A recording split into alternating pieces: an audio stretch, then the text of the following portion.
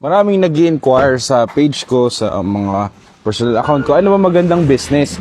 Ano bang pwede natin gawin, coach? Well, mga advice na common ay dropshipping, e-commerce, franchising, virtual assistants. Maganda naman lahat yon. Pero, bihira yung magbigay ng ganitong advice. At recently ko lang na-realize, oo nga, no, bakit konti yung nag-advise ng ganitong business? Ay, yun ang commodities or agribusiness or yung mga basic needs. Asukal, bigas, itlog, ito soft drinks, kahit hindi needs yan, kailangan natin mga Pilipino yan. Hindi siya glamorous, hindi siya pang flex, pang post sa Facebook, pero may demand dito, may need dito, and you could start really small. Kailangan mo lang maghanap ng mas murang supplier.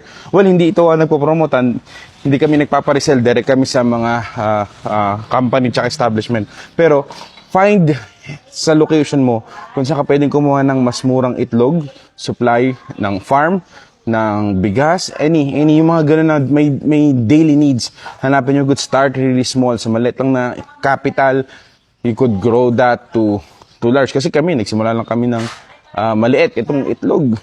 Ilang beses na kami nag-fail dyan. Millions na yung nawala. Nagsimula lang kami na maliit hanggang sa nag-grow lang siya. Again, you could do those business, yung agribusiness, itong commodities. Hanapin nyo lang. Maganda yun. Try nyo. Big Thursday.